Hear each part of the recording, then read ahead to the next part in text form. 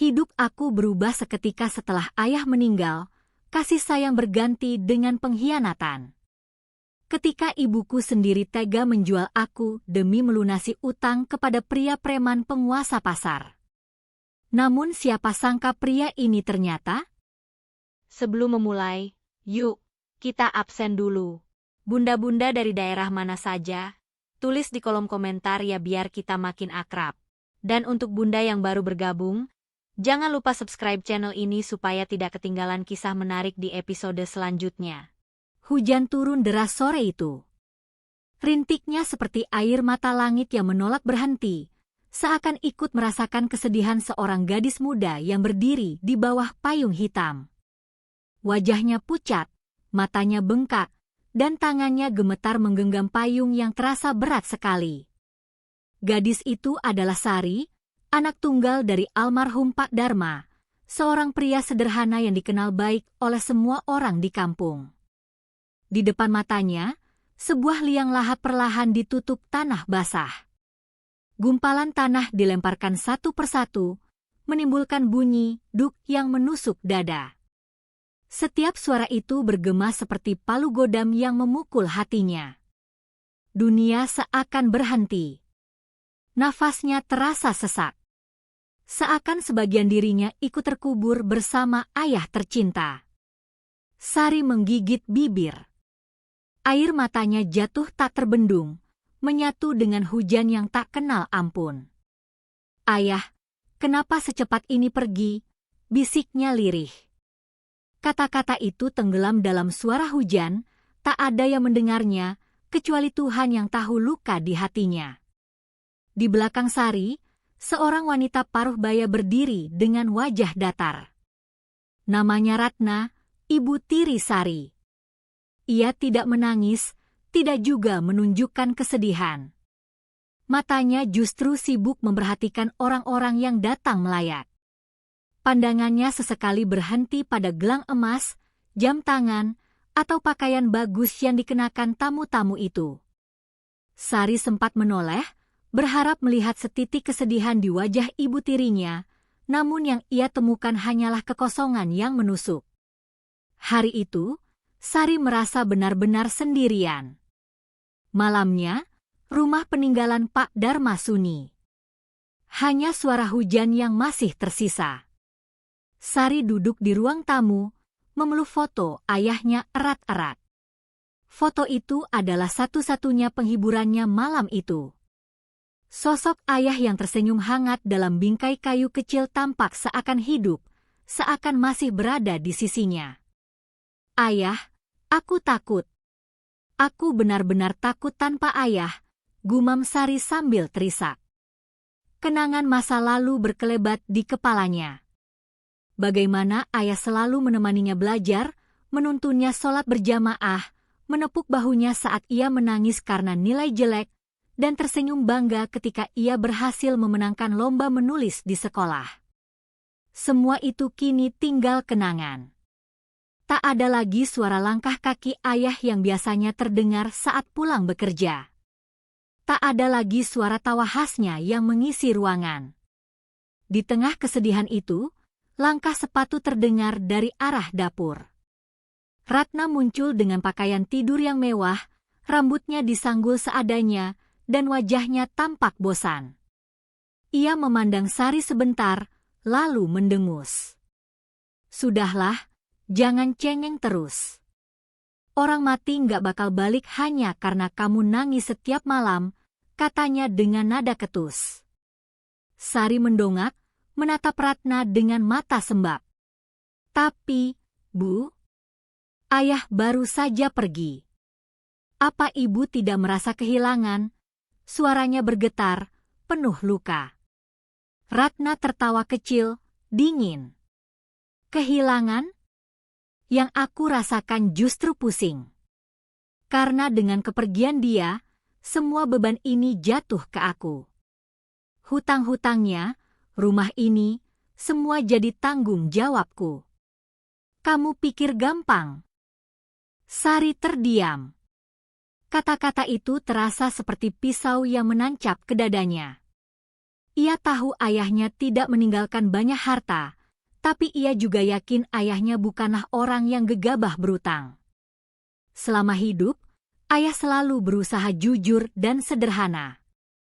Tetapi Sari tidak punya bukti untuk membantah Ratna.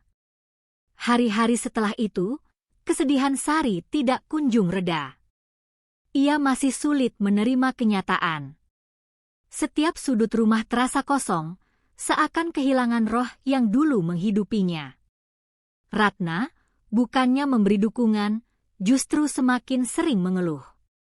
Ia lebih suka keluar rumah, berkumpul dengan teman-temannya di pusat perbelanjaan, pulang larut malam, dan meninggalkan Sari sendirian. Malam-malam Sari terasa panjang. Ia sering berdoa, memohon kekuatan agar bisa bertahan. Namun, semakin ia berdoa, semakin berat beban yang datang.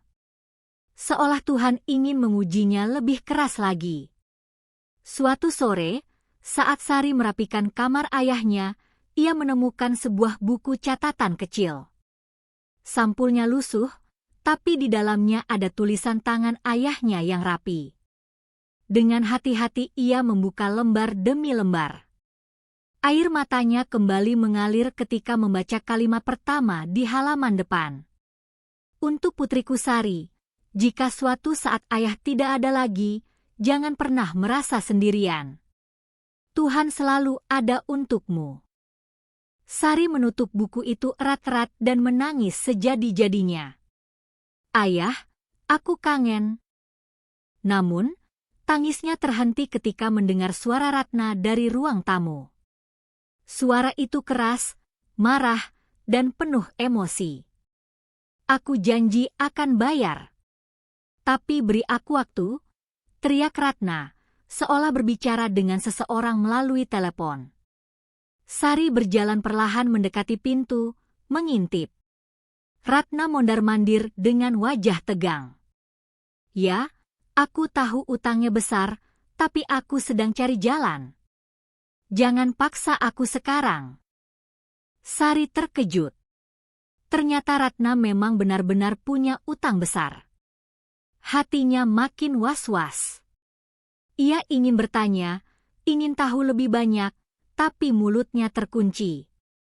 Ia takut apapun yang keluar dari bibirnya hanya akan menambah masalah. Malam itu, untuk pertama kalinya sejak ayahnya meninggal, Sari merasakan ketakutan yang berbeda.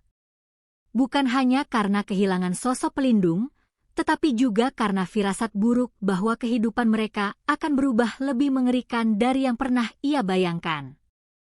Dan ia benar. Itu hanyalah permulaan dari semua luka yang akan ia alami. Luka yang kelak akan menyeretnya pada jalan yang tak pernah ia pilih. Malam-malam setelah kepergian ayahnya semakin terasa berat bagi Sari.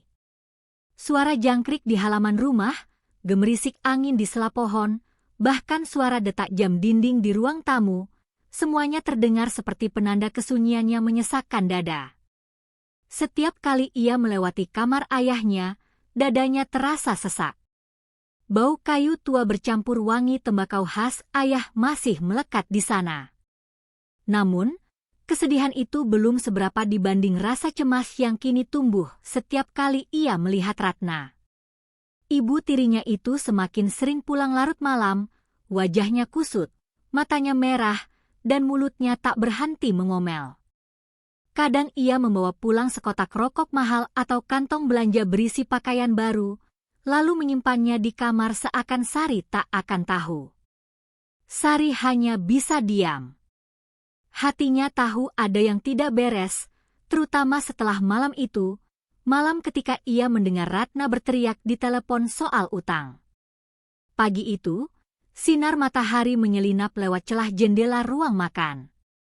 Sari sedang menyiapkan sarapan sederhana, nasi, telur dadar, dan sambal terasi.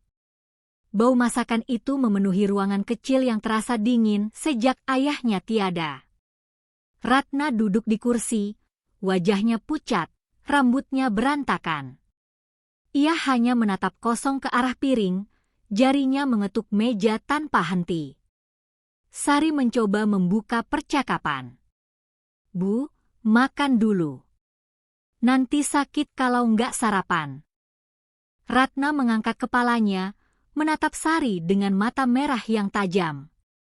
Kamu pikir aku punya selera makan di saat kayak gini? Suaranya serak, penuh emosi yang ditahan. Sari terdiam, menunduk. Ada apa, Bu? Tanyanya hati-hati. Ratna mendengus keras, lalu meneguk segelas air putih. Orang bodoh itu, ayahmu, bukan hanya meninggalkan kita dengan rumah bobrok ini, tapi juga tumpukan masalah. Utangnya menumpuk. Dan sekarang semua ditagih ke aku.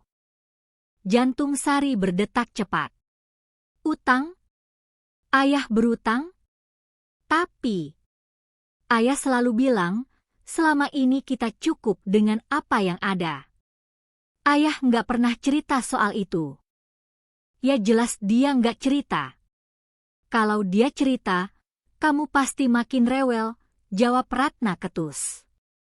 Dengar, Sari. Aku yang harus hadapi semuanya sekarang. Orang-orang itu nggak peduli alasan. Mereka cuma mau uangnya kembali. Sari menggigit bibir. Ada perasaan tak percaya yang menguasai dirinya.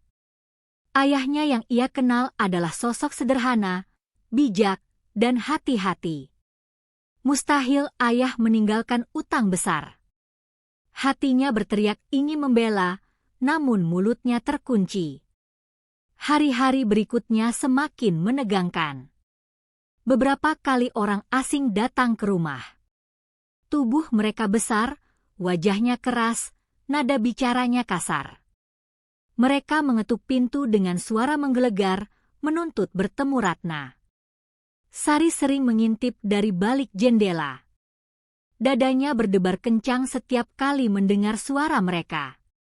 Bu, siapa mereka? Tanya Sari sekali waktu, setelah orang-orang itu pergi. Ratna menoleh cepat. Urusan orang dewasa. Kamu nggak usah ikut campur, katanya galak. Sejak itu, Sari memilih diam. Namun, diam bukan berarti ia tidak merasa takut. Setiap kali pintu diketuk keras, ia selalu merasa seluruh tubuhnya membeku.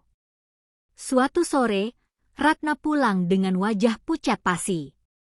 Bajunya kusut, keringat menetes di pelipisnya meski udara dingin. Ia masuk ke kamar dengan langkah terburu-buru. Sari yang sedang menyapu ruang tamu mencoba menyapanya. Bu, ibu kenapa? Wajah ibu pucat sekali. Ratna hanya melirik sebentar. Jangan banyak tanya. Namun malam itu, Sari mendengar suara Ratna dari balik pintu kamar. Ratna menangis. Tangisannya terdengar lirih, bercampur dengan suara kemarahan. Aku nggak punya uang sebanyak itu. Tolong beri aku waktu. Jangan tarik nyawaku hanya karena utang. Sari menutup mulutnya dengan tangan. Tangannya gemetar. Ia ingin masuk, memeluk, menenangkan, tapi ia tahu Ratna bukan tipe orang yang bisa didekati dengan kelembutan. Ratna selalu menolak perhatian Sari. Keesokan paginya, Ratna memanggil Sari ke ruang tamu. Wajahnya kali ini berbeda. Ada ketegasan, ada kilatan aneh di matanya. Sari, katanya, duduk sambil melipat tangan. Aku sudah memutuskan sesuatu. Utang ini terlalu besar. Kalau aku tidak segera melunasi, hidup kita hancur. Sari menelan ludah. Lalu, apa yang harus kita lakukan, Bu? Ratna tersenyum dingin. Senyum itu membuat bulu kuduk Sari berdiri. Ada seseorang yang bersedia menolong kita. Tapi dengan syarat, kamu harus jadi bagian dari kesepakatan ini. Jantung Sari berhenti sejenak. Maksud ibu? Apa? Suaranya bergetar. Ratna mencondongkan tubuh. dia bersedia melunasi semua utang. Tapi sebagai gantinya, kamu akan ikut dengannya. Sari membeku. Kata-kata itu seperti petir di siang bolong. Ibu, apa maksudnya? Ratna menatapnya tajam. Jangan pura-pura bodoh. Hidup ini tentang pilihan. Kalau kamu menolak, orang-orang itu akan datang dan menghancurkan kita berdua. Aku tidak mau mati karena utang. Jadi kamu harus ikut dengannya. Itu saja. Air mata langsung mengalir di pipi Sari. Bu, aku anakmu. Kenapa ibu tega menjualku? Ratna berdiri, wajahnya merah karena emosi. Anakku? Jangan pernah merasa aku benar-benar ibumu. Aku hanya menikah dengan ayahmu, itu saja. Jadi jangan berharap aku akan mengorbankan diriku untukmu. Sari jatuh terduduk di lantai, tubuhnya bergetar hebat. Semua yang ia takutkan kini menjadi nyata. Ratna tidak pernah menganggapnya keluarga. Dan lebih buruk lagi, Ratna benar-benar berniat menyerahkannya kepada orang asing demi melunasi utang. Di luar, angin malam berhembus kencang. Pohon-pohon bergoyang, daun-daun jatuh menimpa tanah. Seolah alam ikut merasakan ketakutan yang kini merasuki hati Sari. Sejak malam itu, dunia Sari tak lagi sama. Hidupnya bukan lagi tentang meratapi kehilangan ayah. Hidupnya kini berubah menjadi mimpi buruk, ancaman, ketakutan, dan bayangan masa depan yang kelam. Malam itu, hujan turun deras. Suara rintiknya menimpa atap seng rumah peninggalan ayah, menciptakan bunyi berisik yang tak mampu menutupi kepanikan di dada Sari. Gadis itu duduk meringkuk di pojok kamar, memeluk lutut, wajahnya basah oleh air mata. Kata-kata Ratna siang tadi masih terngiang di telinganya. Kamu harus ikut dengannya. Kalau tidak, kita berdua hancur. Sari mengguncang kepalanya berulang kali, berusaha menolak kenyataan pahit itu. Baginya, mustahil seorang ibu, meski hanya ibu tiri, tega menjual anak yang sudah ia rawat sejak kecil. Namun tatapan mata Ratna tidak menunjukkan keraguan sedikitpun. Tatapan itu dingin, penuh kepentingan, tanpa kasih sayang. Keesokan paginya, suasana rumah tegang. Ratna sibuk berdandan. Ia mengenakan gaun hitam sederhana, memoles wajahnya dengan bedak, lalu menyemprotkan parfum ke leher. Sari memperhatikan dari pintu kamarnya dengan mata bengkak. Bu, siapa yang akan datang hari ini? Tanya Sari dengan suara lirih. Ratna menoleh sebentar.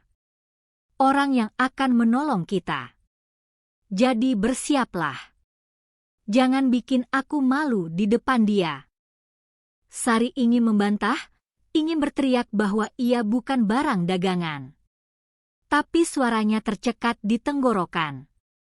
Ia hanya bisa menggenggam erat foto ayahnya di saku baju, seakan itu satu-satunya kekuatan yang tersisa. Siang itu, sebuah mobil hitam berhenti di depan rumah.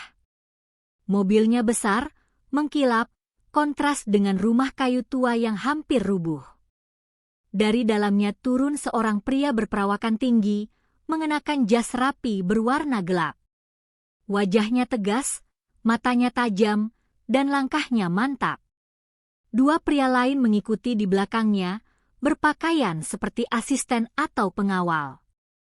Sari mengintip dari balik tirai jendela. Jantungnya berdetak begitu kencang hingga ia takut suaranya terdengar keluar. Dalam benaknya, ia membayangkan segala hal buruk. Bagaimana jika pria itu seorang preman yang akan menyakitinya? Bagaimana jika ia hanya akan dijadikan budak? Ratna menyambut pria itu dengan senyum manis, senyum yang terasa palsu di mata Sari. Silakan masuk, Tuan, ucap Ratna sopan, seakan rumah reot itu istana megah. Pria itu masuk, duduk di kursi ruang tamu. Sari melihatnya dari jauh. Ada aura wibawa yang kuat terpancar dari sosoknya, namun tatapannya tenang, tidak liar seperti bayangan Sari sebelumnya. Ratna langsung menuangkan teh ke cangkir dan berusaha ramah.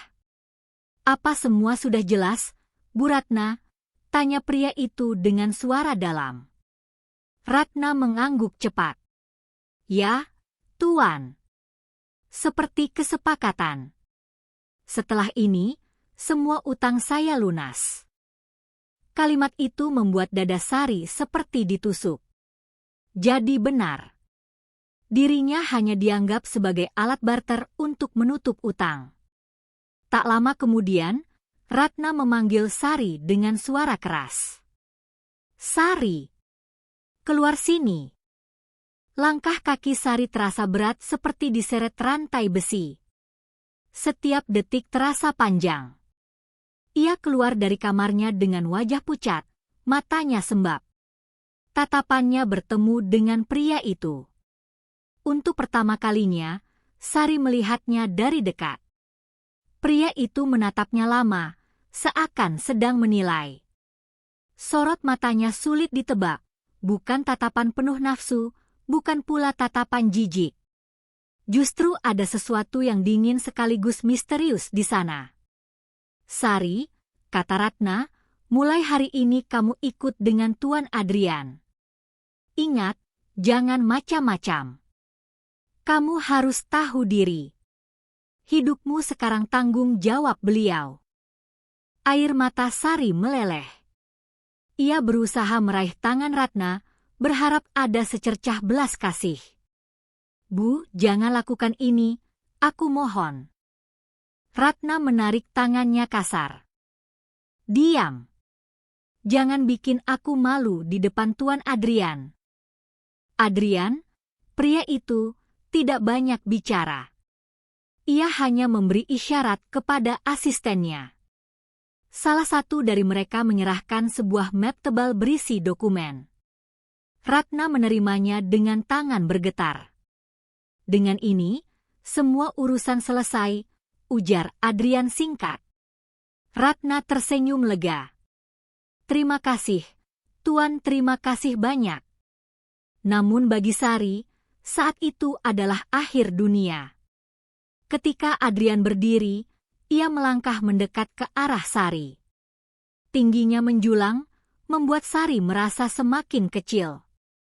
Suara hatinya berteriak ingin lari, tapi kakinya tak sanggup bergerak. "Kamu ikut aku," kata Adrian tenang, hampir tanpa ekspresi. Sari menunduk, tubuhnya gemetar. Ia ingin berteriak menolak, tapi suara Ratna mendesak dari belakang. "Cepat ikut.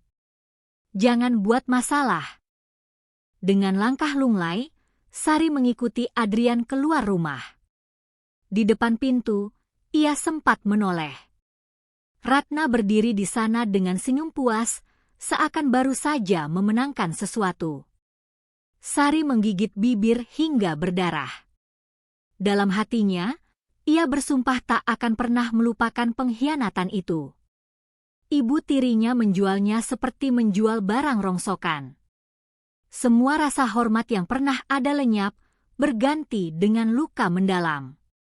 Mobil hitam itu melaju meninggalkan rumah. Sari duduk di kursi belakang, tangannya menggenggam erat foto ayahnya yang ia sembunyikan di saku. Air matanya jatuh tanpa henti. Adrian duduk di sampingnya, diam. Sesekali matanya melirik Sari, tapi ia tidak mengatakan apa-apa. Keheningan itu justru membuat Sari semakin takut. Aku akan dibawa kemana?" tanya Sari dengan suara lirih, hampir tak terdengar.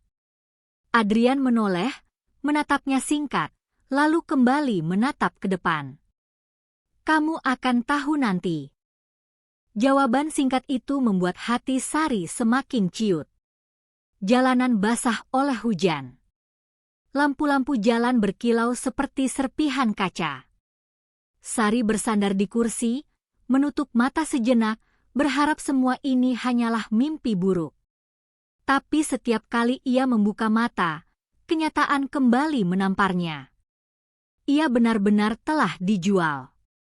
Dan sejak malam itu, hidupnya bukan lagi miliknya. Ia telah diserahkan pada tangan orang asing bernama Adrian, tanpa tahu apa yang akan menantinya di depan. Satu hal yang ia tahu pasti, jalan hidupnya baru saja berubah selamanya. Mobil hitam itu melaju kencang di jalan raya yang licin setelah diguyur hujan deras. Lampu-lampu kota memantul di aspal basah, menciptakan kilau seperti serpihan kaca yang menyilaukan mata. Sari duduk di kursi belakang, tubuhnya menempel kaku pada jok kulit. Tangannya gemetar, menggenggam erat foto ayah yang ia sembunyikan di saku bajunya. Di sampingnya, Adrian duduk tenang. Wajahnya dingin, nyaris tanpa ekspresi. Rahangnya tegas, matanya lurus menatap ke depan. Suasana di dalam mobil sangat hening. Hanya suara mesin dan gesekan ban yang terdengar. Sari menunduk, air matanya masih mengalir pelan. Dalam hatinya, ia berulang kali bertanya, akan dibawa kemana aku? Apa yang akan dilakukan pria ini padaku? Keberanian kecil muncul dalam dirinya. Dengan suara lirih, ia bertanya, Tuan saya akan dibawa kemana? Adrian menoleh sekilas, menatapnya dengan sorot mata yang sulit ditebak.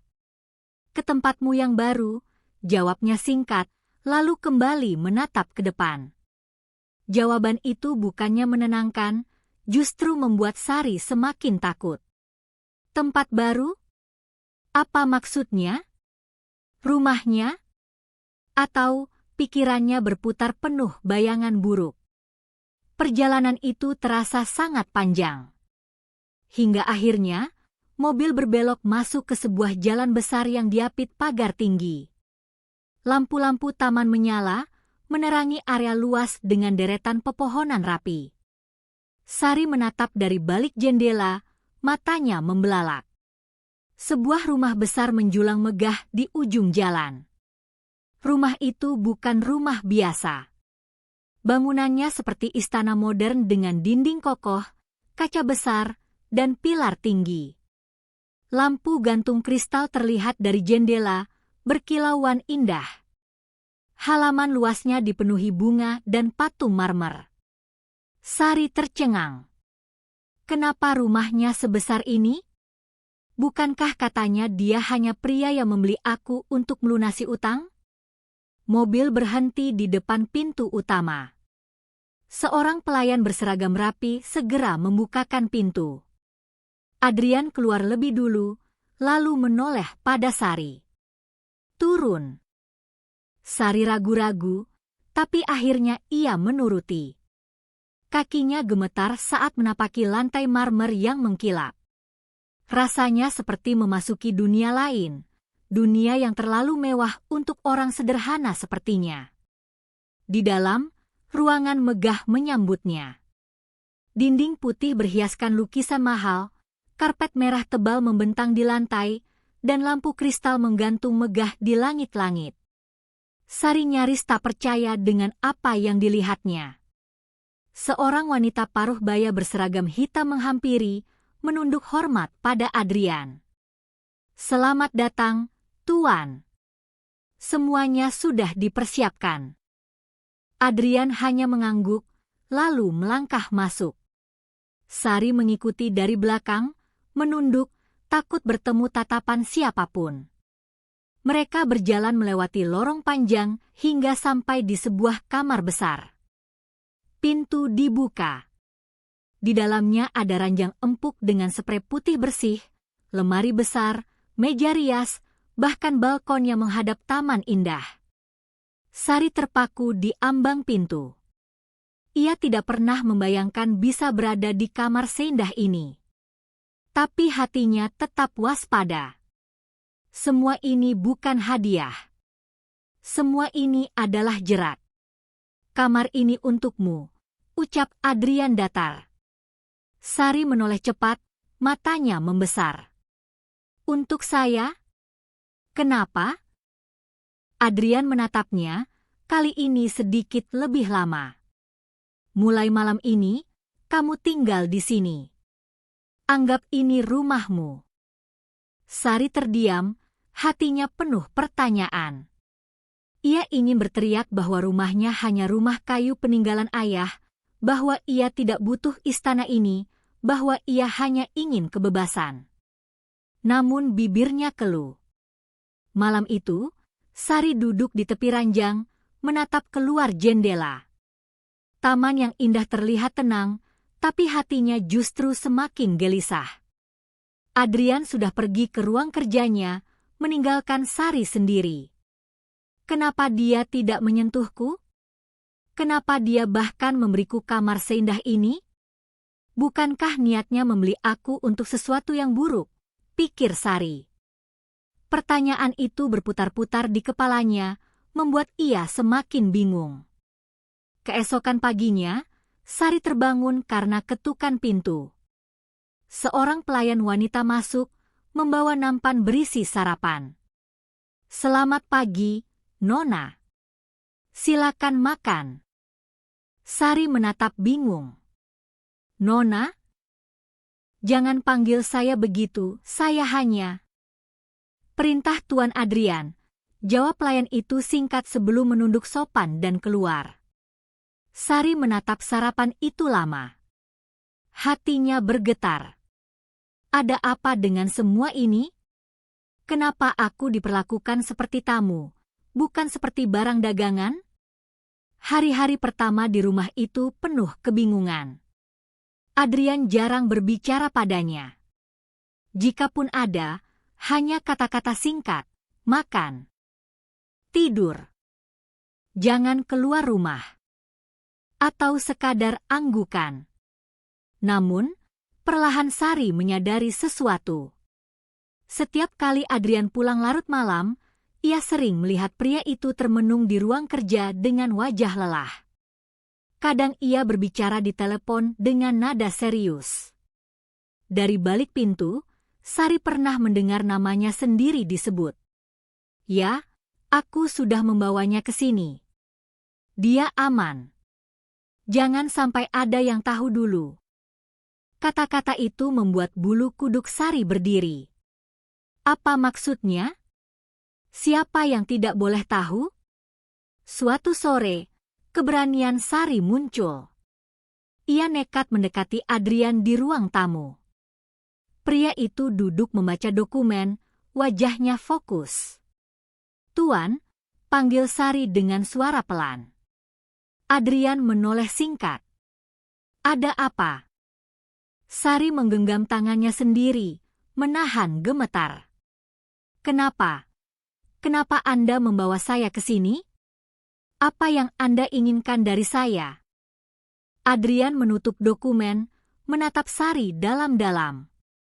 Sorot matanya membuat jantung gadis itu berdetak kencang. Namun jawabannya justru membuat Sari makin bingung. Aku hanya ingin kau aman, ucapnya datar. Sari terbelalak. Aman? Dari siapa? Adrian tidak menjawab. Ia hanya berdiri, lalu meninggalkan Sari sendirian di ruang tamu. Malam itu, Sari tidak bisa tidur. Kata-kata Adrian terus terngiang di telinganya. Aku hanya ingin kau aman. Aman dari siapa? Apa yang sebenarnya disembunyikan pria ini? Pertanyaan itu menggantung di benaknya tanpa jawaban. Dan ia tahu, apapun yang terjadi, kehidupannya telah berubah selamanya sejak bertemu dengan Adrian. Pagi itu, sinar matahari menembus jendela besar kamarnya. Sari membuka mata perlahan, tubuhnya masih terasa lelah meski semalaman hampir tidak bisa tidur. Pikiran tentang Adrian dan ucapannya, aku hanya ingin kau aman, terus menghantui. Ia bangkit dari ranjang, melangkah ke balkon. Angin pagi berhembus sejuk, Aroma bunga dari taman memenuhi udara. Sejenak, Sari merasa tenang. Namun, begitu mengingat kenyataan bahwa ia tidak bisa bebas meninggalkan rumah megah ini, hatinya kembali gelisah. Apalah arti keindahan ini kalau aku tetap terkurung? Ini bukan rumahku. Ini penjara berlapis emas. Ketukan pintu memecah lamunannya. Seorang pelayan masuk, membawa nampan berisi sarapan lengkap. "Selamat pagi, Nona Sari," ucapnya sopan. Sari menoleh cepat. "Tolong, jangan panggil saya begitu. Saya bukan Nona siapa-siapa. Saya hanya..." "Maaf, Nona. Itu perintah Tuan Adrian," jawab pelayan itu, lalu menunduk sebelum keluar. Sari menghela napas berat. Bahkan cara orang memanggilnya pun bukan kehendaknya. Semuanya diatur. Semuanya dipaksakan. Hari-hari berikutnya, rutinitas itu terus berulang.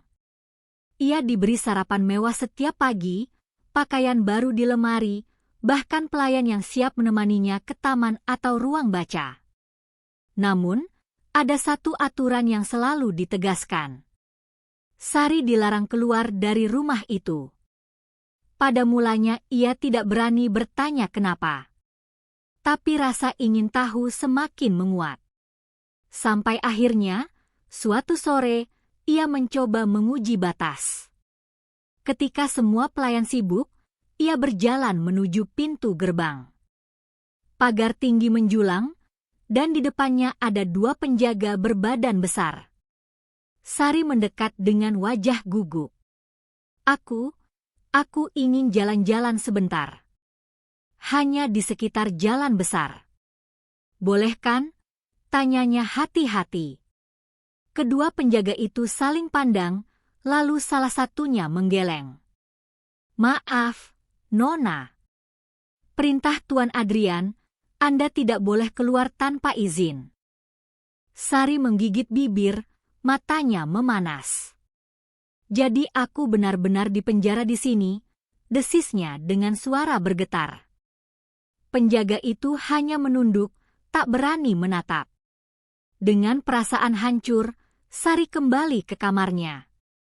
Ia duduk di lantai, menutup wajah dengan kedua tangan.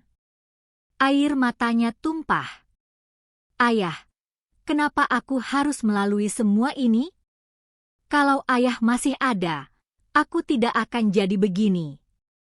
Malam harinya, Sari memberanikan diri untuk menanyakan langsung pada Adrian. Ia menunggu pria itu pulang. Sekitar larut malam, pintu rumah terbuka. Adrian masuk dengan langkah tegap, jas hitamnya rapi meski wajahnya tampak lelah. Sari berdiri di ruang tamu, menunggunya. "Tuan," ucapnya pelan tapi tegas. "Kenapa aku tidak boleh keluar rumah ini? Apa yang sebenarnya Anda sembunyikan?" Adrian menatapnya dengan tatapan dingin.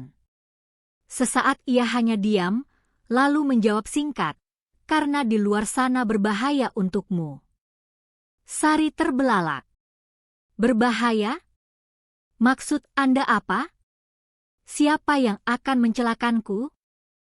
Adrian tidak langsung menjawab. Ia melepas jas, menaruhnya di kursi, lalu menegakkan tubuh.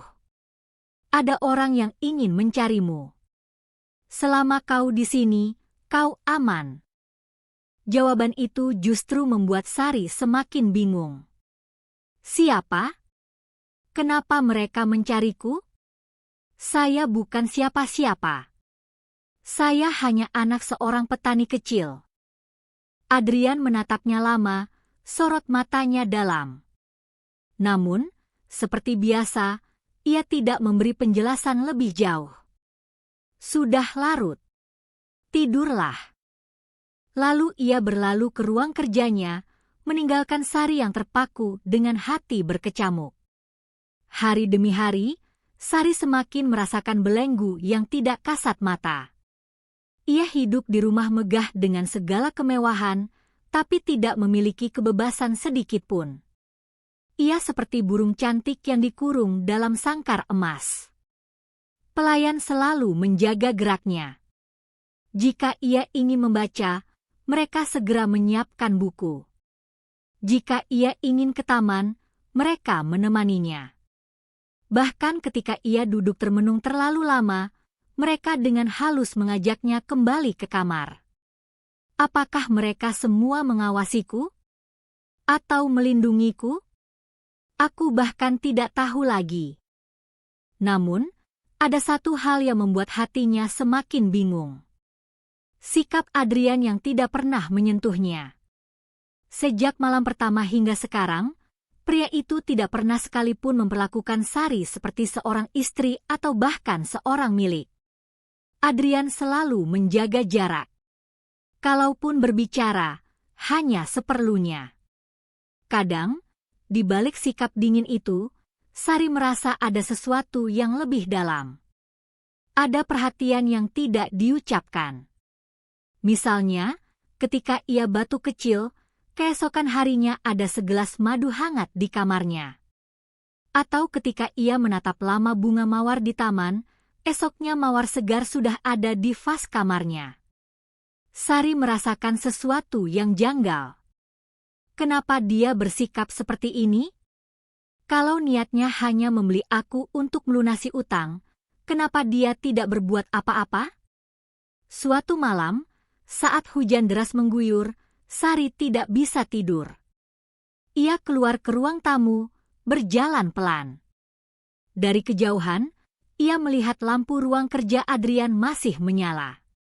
Rasa penasaran membuatnya mendekat. Ia berdiri di balik pintu yang sedikit terbuka. Dari celah itu, ia melihat Adrian duduk di depan meja, menatap layar laptop dengan wajah serius. Suara samar terdengar. Adrian sedang berbicara lewat telepon. Ya, aku sudah mengamankannya. Dia tidak tahu apa-apa. Jangan ada yang mencoba mendekati rumah ini. Kalau sampai mereka tahu, semuanya bisa berantakan. Jantung Sari berdegup kencang. Ia menutup mulutnya agar tidak bersuara. Dia bicara tentang aku. Apa yang sebenarnya terjadi? Siapa yang dia maksud dengan mereka? Tanpa sadar, air matanya mengalir. Ia merasa semakin jauh dari kebebasan, semakin tenggelam dalam misteri yang menjerat hidupnya. Malam itu, Sari kembali ke kamarnya dengan hati yang penuh tanda tanya. Ia berbaring di ranjang, menatap langit-langit. Apa benar Adrian melindungiku? Atau justru dia menyembunyikan sesuatu yang lebih berbahaya? Kenapa aku selalu merasa ada rahasia besar di balik semua ini? Dan untuk pertama kalinya, Sari berjanji pada dirinya sendiri. Ia tidak akan diam saja. Ia akan mencari tahu kebenaran, apapun risikonya. Hujan sudah reda sejak dini hari. Udara pagi masih menyisakan embun di dedaunan. Sari berdiri di balkon kamarnya, menatap jauh ke arah pagar tinggi yang menjulang. Hatinya penuh kegelisahan setelah mendengar percakapan Adrian semalam. Kata-kata itu masih bergema di telinganya. Dia tidak tahu apa-apa, jangan sampai mereka mendekat, kalau sampai tahu, semua bisa berantakan. Siapa mereka? Apa yang Adrian sembunyikan? Dan kenapa dirinya menjadi bagian dari rahasia itu? Hari itu, Sari mencoba bersikap biasa. Ia duduk di ruang baca, pura-pura menekuni sebuah novel. Namun, pikirannya melayang ke segala arah. Ia harus menemukan jawabannya. Ketika pelayan keluar sebentar untuk mengambil teh, Sari cepat-cepat menutup buku dan berjalan pelan ke arah lorong yang menuju ruang kerja Adrian.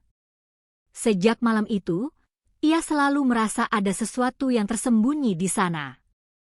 Pintu ruang kerja terkunci, tapi celah kecil di bawahnya memperlihatkan cahaya redup. Sari menempelkan telinga ke pintu. Tidak ada suara. Dengan hati-hati, ia menekan gagang pintu sekali lagi. Terkunci rapat. Aku harus menemukan cara masuk ke ruangan ini. Kesempatan itu datang lebih cepat dari dugaan. Malam harinya, saat Adrian baru pulang, Sari memperhatikan dengan seksama. Ia melihat pria itu mengeluarkan kunci kecil dari saku dalam jasnya. Mata Sari menangkap jelas bentuknya, kunci perak dengan gantungan hitam. Sari langsung menahan napas. Itu kunci ruang kerja. Sejak saat itu, pikirannya dipenuhi rencana. Ia tidak tahu apa yang akan ditemukannya, tapi ia yakin ruangan itu menyimpan jawaban dari semua kebingungannya. Hari berikutnya, Adrian berangkat lebih pagi dari biasanya. Rumah terasa lengang. Pelayan sibuk di dapur, sementara dua penjaga terlihat bercakap di luar dekat gerbang. Sari memberanikan diri masuk ke kamar Adrian. Ia menggeledah lemari, meja, bahkan laci kecil. Degup jantungnya semakin cepat, keringat dingin membasahi telapak tangan. Sampai akhirnya, di dalam saku jas yang tergantung, ia menemukan kunci itu. Sari menatapnya lama. Tangannya bergetar. Ya Allah, maafkan aku. Aku harus tahu. Dengan langkah perlahan, ia menuju ruang kerja Adrian. Setelah memastikan tidak ada yang memperhatikan, ia memasukkan kunci ke lubang. Klik. Pintu terbuka. Ruangan itu lebih besar dari dugaannya. Rak buku tinggi memenuhi dinding, meja kerja dengan laptop masih menyala redup, dan beberapa berkas berserakan. Bau khas kertas dan tinta menyengat hidungnya. Sari berjalan pelan, menyentuh permukaan meja. Pandangannya jatuh pada sebuah map hitam tebal bertuliskan, data keluarga Waridin. Mata Sari membesar. Ia teringat nama itu, Waridin. Itu nama ayahnya. Dengan tangan gemetar, ia membuka map tersebut. Halaman pertama berisi foto ayahnya, Waridin, dengan tulisan rapi. Waridin, mantan rekan bisnis. Hutang belum lunas. Tewas secara misterius. Sari menutup mulutnya, air matanya langsung menetes. Ayah, mereka tahu tentangmu. Ia membuka halaman berikutnya. Ada catatan lebih panjang. Waridin sempat menyimpan dokumen penting tentang kepemilikan lahan. Diduga disembunyikan sebelum kematiannya. Banyak pihak mencarinya, termasuk kelompok yang kini mengincar putrinya, Sari. Tubuh Sari melemas. Ia hampir tidak bisa berdiri. Jadi, semua ini bukan tentang aku dijual karena utang saja? Ayah, apa yang sebenarnya kau sembunyikan? Tiba-tiba suara langkah mendekat terdengar dari luar. Sari panik. Ia buru-buru menutup map, tapi sebelum sempat mengembalikan, pintu terbuka keras. Adrian berdiri di ambang, wajahnya keras, matanya menusuk. Apa yang kau lakukan di sini, Sari? Suaranya rendah, tapi penuh tekanan. Sari terperanjat. Kunci masih di tangannya, map masih di meja. Ia tidak bisa menghindar. Aku hanya ingin tahu. Jeritnya, air mata bercucuran. Kenapa semua orang berbohong padaku? Kenapa namaku ada di sini? Kenapa ayahku ditulis seperti itu? Adrian melangkah masuk, menutup pintu dengan tegas. Ia menatap Sari lama, lalu menghela napas berat. Kau seharusnya tidak melihat ini. Tidak. Sari menggeleng keras. Aku berhak tahu. Ayahku meninggal, lalu aku dijual ibuku sendiri, dan sekarang aku terperangkap di rumah ini tanpa kebebasan. Katakan padaku, Adrian, apa yang sebenarnya terjadi? Keheningan sejenak menyelimuti ruangan. Adrian menatap Sari, sorot matanya berubah, tidak lagi dingin, tapi penuh pergolakan batin. Ayahmu bukan hanya seorang petani kecil, Sari, ucapnya akhirnya, suaranya berat. Dia dulu rekan bisnis ayahku. Mereka bekerja sama dalam proyek besar. Tapi kemudian, ada perselisihan. Banyak orang yang menginginkan dokumen yang disimpan ayahmu, dokumen yang bisa membuka jalan ke tanah bernilai miliaran. Ayahmu menolak memberikannya, lalu ia mati secara misterius. Sari terpaku, tubuhnya bergetar. Jadi, ayah dibunuh? Adrian tidak menjawab langsung, hanya menunduk. Yang jelas, setelah kematiannya, banyak orang yakin kau tahu di mana dokumen itu disembunyikan. Mereka mengincarmu. Karena itu aku membawamu ke sini. Untuk melindungimu. Air mata Sari jatuh semakin deras. Tapi kenapa caranya seperti ini? Kenapa seakan-akan aku hanya barang dagangan yang dibeli? Adrian mendekat, suaranya melembut. Karena kalau aku tidak melakukannya, mereka yang lain akan lebih dulu menyeretmu. Setidaknya di sini, kau aman. Sari menunduk, hatinya hancur. Rahasia itu membuat semuanya semakin rumit. Ia bukan hanya korban penjualan, tapi juga kunci bagi sesuatu yang jauh lebih besar. Ayah, bahkan setelah kau tiada, aku tetap harus menanggung semuanya, bisiknya lirih. Adrian menatapnya dengan tatapan penuh luka. Ia ingin meraih bahu Sari, tapi ia urung. Aku janji, Sari. Aku akan menemukan kebenaran tentang kematian ayahmu. Dan aku akan pastikan, tidak ada seorang pun yang bisa menyakitimu. Sari menatapnya, matanya penuh air mata, tapi juga marah. Aku tidak tahu apakah aku bisa mempercayaimu. Adrian terdiam. Kata-kata itu menusuk lebih dalam dari apapun.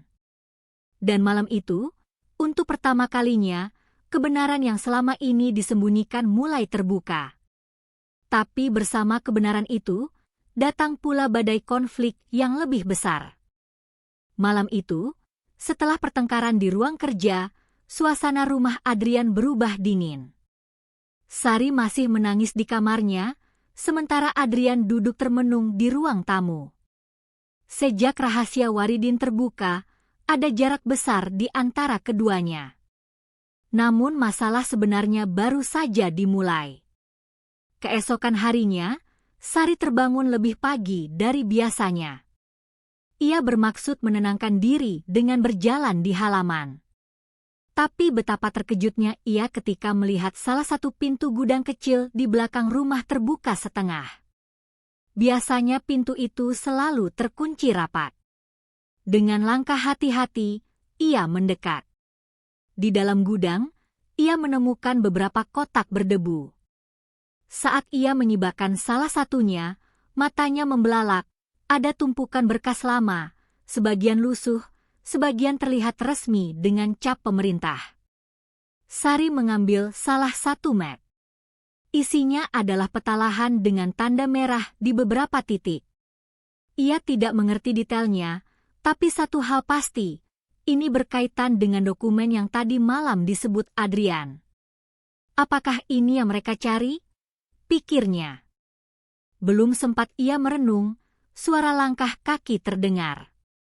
Sari buru-buru menaruh kembali map itu dan bersembunyi di balik kotak.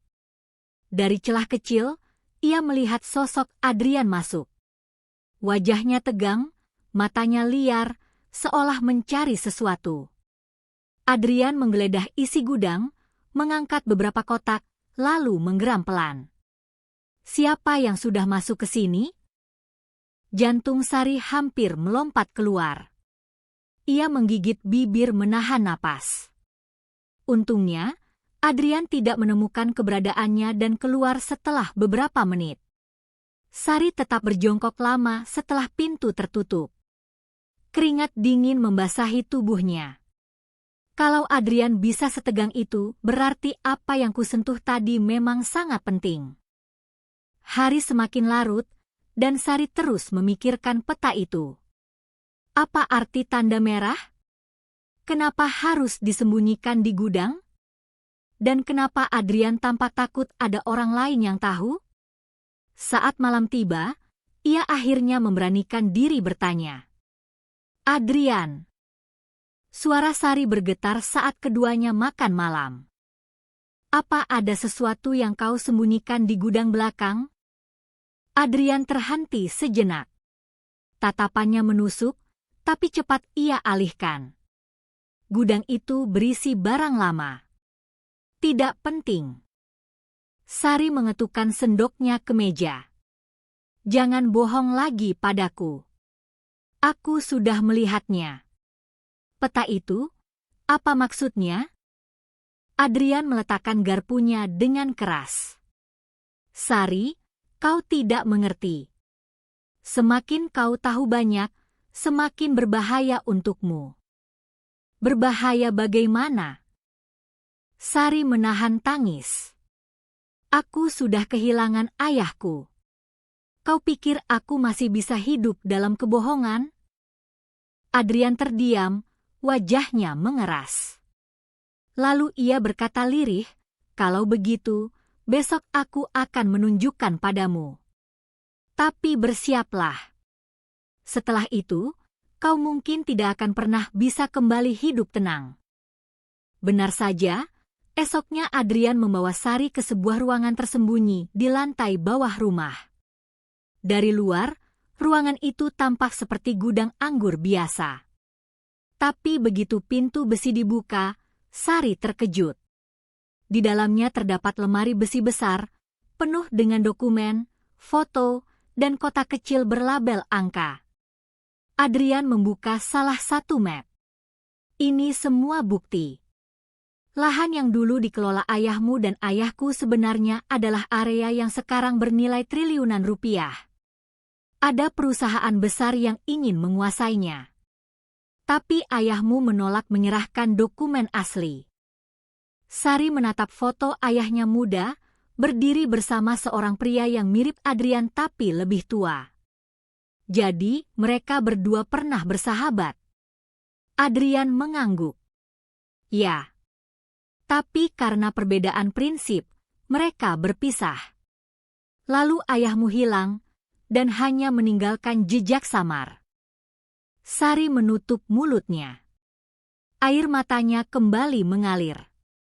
Kalau begitu, dokumen itu sekarang di mana? Adrian menghela napas berat. Itu masalahnya. Tidak ada yang tahu. Semua hanya meninggalkan jejak samar. Dan aku yakin, ayahmu sengaja meninggalkannya untukmu. Kau adalah kuncinya. Belum sempat Sari mencerna kata-kata itu, tiba-tiba terdengar suara gaduh dari luar. Seperti kaca pecah, lalu suara bentakan keras. Adrian, keluar kau. Kami tahu dokumen itu ada di sini. Sari membeku, wajahnya pucat pasi. Adrian langsung berdiri, menarik tangannya. Sari, cepat ikut aku. Mereka sudah menemukan kita. Sari menelan ludah. Siapa mereka? Orang-orang yang selama ini kucoba lindungi kau darinya, jawab Adrian cepat. Suara tembakan terdengar di luar. Pelayan berteriak, kaca jendela pecah, dan teriakan penjaga mengisi udara malam. Sari gemetar hebat. Semua kebenaran yang baru saja ia dengar seakan runtuh digantikan rasa takut. Kini ia sadar, jejak ayahnya bukan hanya misteri lama. Jejak itu masih hidup, diburu banyak orang, dan dirinya adalah bagian dari perebutan itu. Adrian mendorong Sari masuk ke balik lemari besi yang ternyata menyimpan pintu rahasia. Masuk ke sini. Jangan keluar sampai aku yang memanggilmu. Sari menolak. Tidak. Aku tidak bisa membiarkanmu menghadapi mereka sendirian. Adrian mengguncang bahunya, mata mereka bertemu erat. Sari, dengar aku. Aku janji aku akan kembali.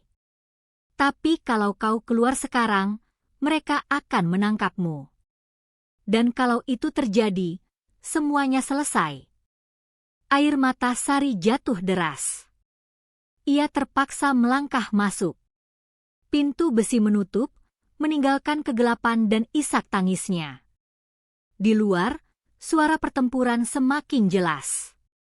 Teriakan, tembakan, kaca pecah, dan langkah kaki berderap. Dalam hatinya, Sari sadar jejak yang hilang kini mulai ditemukan.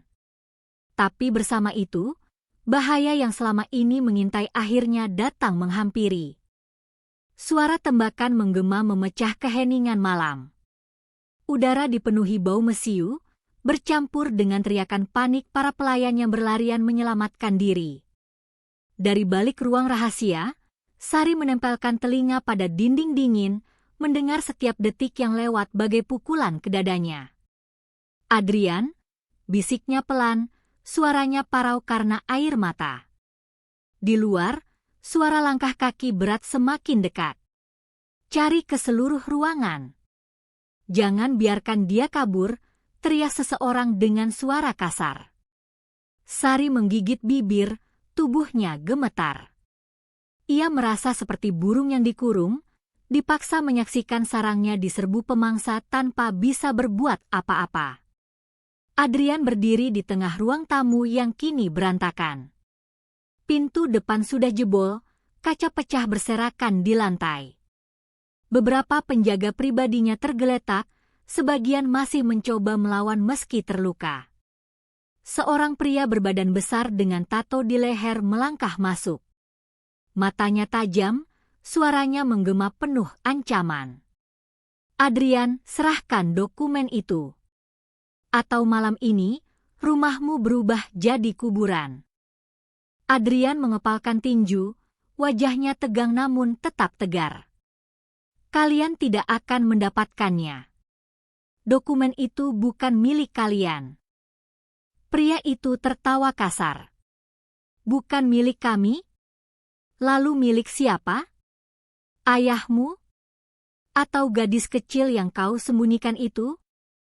Darah Adrian mendidih. Ia langsung maju, melempar tinju pertama. Perkelahian pun pecah. Sari yang mendengar suara benturan keras dan teriakan, tak sanggup lagi diam.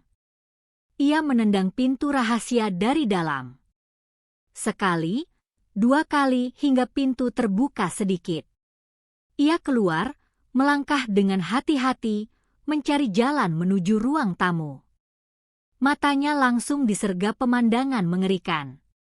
Beberapa orang bersenjata menggeledah ruangan, sementara Adrian bertarung dengan 3 orang sekaligus. Darah sudah menetes di pelipisnya, napasnya terengah, tapi ia masih berdiri kokoh. Adrian, teriak Sari tanpa sadar. Adrian menoleh cepat, wajahnya pucat. Sari, kembali ke dalam. Cepat. Namun sudah terlambat. Seorang pria bertopeng melihat Sari, lalu berteriak, itu dia gadisnya. Dalam sekejap, 2 orang berlari ke arah Sari. Ia menjerit, mencoba mundur, tapi tangannya berhasil ditarik. Sari. Adrian mengamuk, melempar lawannya hingga jatuh, lalu menerjang untuk merebut Sari kembali. Pertarungan menjadi kacau. Kursi pecah, meja terbalik, lampu gantung hampir roboh. Sari berusaha meronta, kukunya mencakar tangan kasar yang mencengkeramnya. Namun salah satu pria lain sudah mengarahkan pistol ke kepala Adrian. Berhenti. Atau dia mati sekarang juga. Sari membeku, tubuhnya kaku. Adrian menahan langkah, dadanya naik turun cepat, matanya merah karena marah sekaligus takut. "Lepaskan dia!" Suara Adrian bergetar, penuh ancaman. "Kalau kalian menyentuhnya, kalian tidak akan hidup lama." Pria bertato itu maju selangkah. Ia tampak puas melihat kelemahan Adrian. "Kalau begitu, serahkan dokumennya sekarang."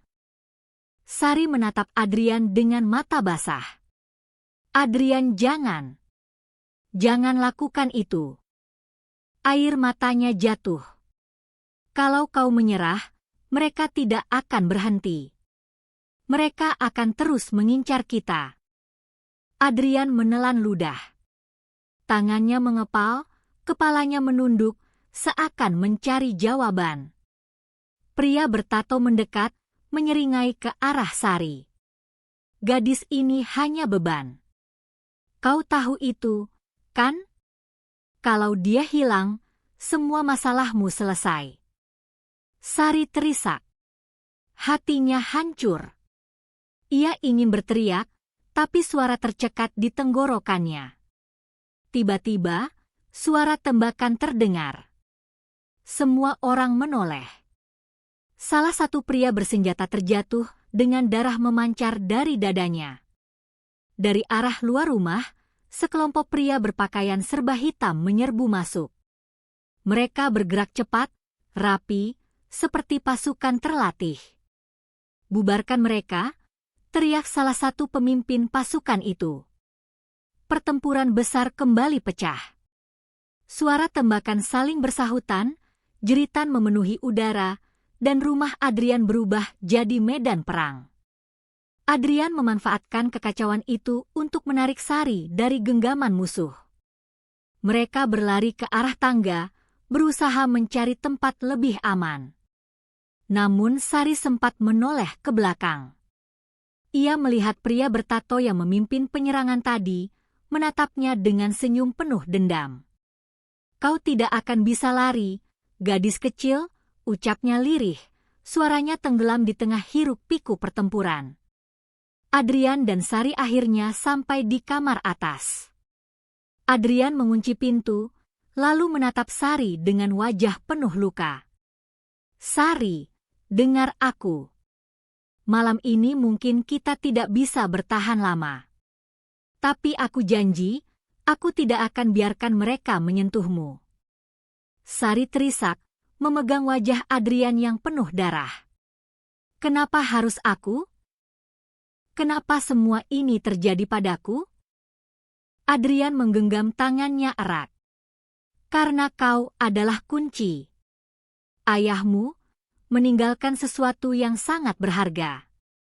Dan semua orang menginginkannya. Tapi aku hanya ingin melindungimu, Sari. Itu saja." Sari menangis semakin keras, memeluk Adrian erat-erat. Namun suara dentuman keras di pintu membuat mereka berdua terlonjak. Pintu kamar hampir jebol. "Adrian, cepat pergi. Mereka akan masuk." Adrian menatapnya dalam-dalam, lalu menarik napas panjang. "Kalau kita jatuh malam ini, setidaknya aku jatuh bersamamu." Pintu kamar akhirnya hancur. Musuh kembali masuk, menodongkan senjata. Tapi sebelum peluru dilepaskan, Adrian bergerak cepat, menutupi tubuh Sari dengan tubuhnya. "Tidak," jerit Sari. Suara tembakan kembali meledak, cahaya menyilaukan ruangan gelap itu. Dan malam pun berlumuran darah. Asap tipis masih mengepul di udara ketika suara tembakan perlahan mereda. Rumah besar yang dulunya berdiri gagah kini berubah menjadi puing berantakan, dengan kaca pecah, kayu terbakar, dan tubuh-tubuh yang tergeletak tanpa nyawa. Malam itu bagai neraka yang turun ke bumi. Di salah satu sudut kamar lantai atas, Sari terbaring dengan tubuh gemetar. Ia memeluk Adrian yang bersimbah darah, napasnya tersengal, matanya hampir tertutup. "Adrian, bertahanlah, tolong jangan tinggalkan aku," bisik Sari di sela tangisnya. Tangannya bergetar saat menekan luka tembak di bahu dan sisi perut Adrian, berusaha menghentikan darah yang terus mengalir. Adrian membuka mata sedikit, menatap wajah Sari yang penuh air mata. Senyum samar terukir di bibirnya. Aku masih di sini. Jangan menangis, kau harus kuat. Sari mengguncang tubuhnya pelan. Aku tidak bisa kuat tanpamu. Aku tidak bisa. Adrian mencoba mengangkat tangannya, menyentuh pipi Sari. Kau bisa, karena sejak awal kau jauh lebih kuat dari yang kau bayangkan. Air mata Sari jatuh membasahi tangan Adrian. Suara langkah kaki terdengar mendekat. Sari panik, tubuhnya menegang, pikirannya kembali diliputi rasa takut. Namun ternyata yang muncul adalah sekelompok pria berpakaian hitam yang sebelumnya membantu menumpas para penyerbu. Salah satunya, pria berusia sekitar 40 tahun dengan tatapan tajam namun berwibawa, menghampiri Sari. Nona, tenanglah. Kami di pihak kalian, ucapnya singkat. Sari menatapnya dengan ragu. Kalian siapa? Pria itu tidak langsung menjawab, melainkan memberi isyarat pada dua anak buahnya untuk mengangkat Adrian dengan hati-hati. Bawa dia ke kendaraan. Kita harus segera pergi sebelum mereka datang lagi. Sari berusaha menahan, takut Adrian dibawa kabur. Jangan sentuh dia. Aku tidak percaya kalian. Pria itu mendekat, menatap mata Sari dalam-dalam. Kalau kami ingin menyakitimu, sudah sejak tadi kami lakukan. Percayalah. Adrian tahu siapa kami. Sari terdiam, lalu menoleh ke Adrian yang hanya mampu mengangguk lemah. Ikutlah dengan mereka, bisiknya sebelum matanya kembali terpejam karena sakit. Perjalanan malam itu terasa panjang dan mencekam. Mobil melaju cepat melewati jalanan gelap, sementara Sari duduk di samping Adrian, terus menggenggam tangannya. Jangan tidur, Adrian, lihat aku, dengarkan suaraku, ucap Sari berulang kali, seakan takut jika suara napas pria itu tiba-tiba berhenti. Sesekali Adrian membuka mata, menatap Sari dengan senyum samar, meski wajahnya pucat pasi. Sesampainya di sebuah tempat aman yang tampak seperti rumah besar di pinggiran kota, Adrian langsung dibawa ke ruang perawatan darurat. Dokter dan perawat yang sudah siaga langsung bekerja cepat.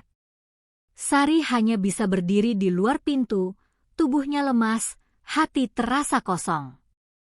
Setiap detik menunggu kabar dari dalam ruangan itu adalah penyiksaan tersendiri. Beberapa jam kemudian, pintu ruang perawatan terbuka. Seorang dokter keluar dengan wajah serius. Keadaannya stabil untuk sementara, tapi luka yang dia alami cukup parah. Dia butuh waktu lama untuk pulih, jelasnya. Sari hampir terjatuh, namun salah satu pelayan menopangnya. Air matanya mengalir deras, kali ini bukan karena putus asa, melainkan kelegaan. Terima kasih banyak, ucapnya terbata-bata. Hari-hari setelah malam berdarah itu menjadi masa penuh ketegangan sekaligus penemuan. Sari merawat Adrian dengan penuh kasih, meski tubuhnya sendiri masih lelah. Ia mengganti perban, membersihkan luka, dan memastikan Adrian tetap sadar dengan percakapan kecil. Di sela waktu itu, pria misterius yang memimpin pasukan berpakaian hitam akhirnya memperkenalkan diri. Namanya Arman, seorang sahabat lama ayah Adrian sekaligus pemimpin jaringan keamanan yang bergerak di bawah bayangan hukum. Adrian menghubungi kami jauh sebelum semua ini terjadi, kata Arman suatu malam ketika Sari duduk di ruang tamu. Dia tahu cepat atau lambat musuh ayahnya akan kembali, dan kau akan menjadi sasaran. Karena itulah dia menyiapkan perlindungan rahasia. Termasuk diriku. Sari menatapnya bingung. Kenapa aku? Kenapa mereka begitu menginginkanku? Arman menarik napas panjang, lalu menjawab dengan nada berat. Karena ayahmu meninggalkan sesuatu yang sangat berharga. Sebuah dokumen yang bisa membongkar jaringan kejahatan besar. Dan kau adalah satu-satunya kunci untuk mendapatkannya. Sari terdiam. Air matanya kembali mengalir. Semua rasa sakit, kehilangan, dan ketakutan yang ia alami perlahan mulai terhubung dengan kebenaran yang lebih besar. Malam itu, ketika Adrian terbangun sebentar, Sari duduk di sampingnya, menggenggam tangannya erat. Adrian, bisiknya, aku sudah tahu semuanya. Tentang ayahku, tentang dokumen itu, dan tentangmu. Adrian menatapnya lemah, tapi ada kilatan lega di matanya. Aku hanya ingin kau tahu semua yang kulakukan demi melindungimu. Sari menggeleng pelan, air mata jatuh membasahi tangannya. Dan aku hanya ingin kau tetap hidup bersamaku. Bukan demi dokumen, bukan demi warisan ayahku, tapi demi kita. Adrian tersenyum tipis, lalu menutup mata lagi, kembali tenggelam dalam istirahat panjangnya. Sari menunduk, mencium tangannya dengan penuh cinta. Dalam hati ia bersumpah, apapun yang terjadi, ia tidak akan lari lagi. Ia akan menghadapi masa depan yang penuh bahaya ini bersama Adrian. Matahari pagi menembus jendela lebar rumah perlindungan itu. Cahaya keemasan jatuh lembut di wajah Sari yang tengah duduk di kursi samping ranjang, menggenggam tangan Adrian yang masih terbaring lemah. Setelah berhari-hari berjuang di antara hidup dan mati, akhirnya Adrian membuka mata dengan lebih segar, menatap Sari yang setia menemaninya. Senyum kecil merekah di bibirnya. Kau masih di sini? Suaranya serak, namun mengandung kehangatan yang membuat Sari menitikkan air mata lagi. Aku tidak akan kemana-mana, jawabnya pelan, suaranya bergetar menahan haru. Aku janji akan selalu di sisimu, apapun yang terjadi. Adrian berusaha mengangkat tangannya untuk menyentuh pipi Sari. Meski lemah, sentuhan itu memberi kehangatan yang luar biasa. Aku percaya padamu, Sari. Kau lebih berani daripada yang kau kira. Hari-hari berikutnya menjadi awal perjalanan baru bagi keduanya. Adrian perlahan pulih dari luka-lukanya, meski tubuhnya masih membutuhkan waktu untuk kembali kuat. Sari dengan sabar merawatnya, tidak sekalipun mengeluh. Baginya, bisa melihat Adrian bernafas saja sudah lebih dari cukup. Di sisi lain, Arman membantu mengurai benang kusut masa lalu. Ia menunjukkan pada Sari sebuah kotak besi kecil milik almarhum ayahnya. Di dalamnya terdapat dokumen-dokumen penting yang selama ini dicari musuh. Ini bukan sekadar bukti kejahatan, jelas Arman dengan wajah serius. Di dalamnya ada daftar nama, transaksi, dan perjanjian rahasia. Semuanya bisa mengguncang orang-orang berkuasa yang bersembunyi di balik bayangan. Sari menatap dokumen itu dengan perasaan campur aduk. Jadi, semua penderitaanku, semua kehilangan ini, karena kertas-kertas ini? Arman mengangguk. Sayangnya, ya. Tapi kau juga harus tahu, dokumen ini bukan hanya beban. Ini juga senjata. Dengan ini, kau bisa melindungi masa depanmu. Bahkan, mungkin juga melindungi banyak orang lain. Sari terdiam lama. Ia mengingat wajah ayahnya, kebaikan yang dulu selalu menyelimuti hidupnya. Air matanya mengalir lagi, kali ini bukan karena duka, melainkan karena beban tanggung jawab yang baru. Beberapa minggu kemudian, Adrian sudah cukup kuat untuk berjalan di halaman rumah. Sari mendampinginya, sesekali membenarkan langkahnya yang masih goyah. Terima kasih karena sudah bertahan, kata Sari sambil menatapnya dengan mata berkaca-kaca. Adrian menoleh, menatap wajahnya penuh kasih. Kalau bukan karena kau, aku mungkin sudah menyerah sejak lama. Kau yang membuatku ingin hidup, bukan hanya untuk melawan masa lalu, tapi juga untuk membangun masa depan. Sari tersenyum, lalu menatap langit biru yang membentang luas. Aku ingin hidup tenang, Adrian. Aku lelah terus dihantui rasa takut. Aku ingin kita punya rumah sederhana, kehidupan baru yang tak ada lagi kebencian. Adrian mengangguk pelan. Kita bisa. Tapi sebelum itu, kita harus menyelesaikan apa yang sudah dimulai. Dokumen ayahmu harus digunakan dengan benar. Kalau kita hanya menyimpannya, musuh akan terus mengejar. Sari menunduk, berpikir sejenak, lalu berkata tegas, kalau begitu, kita akan menyerahkannya ke pihak yang benar. Biar semua kejahatan itu terungkap, biar semua orang tahu kebenaran. Dan setelah itu, kita pergi, memulai hidup baru. Adrian menatapnya lama, lalu tersenyum. Kau benar-benar luar biasa, Sari. Aku beruntung memilikimu. Hari penyerahan dokumen itu tiba.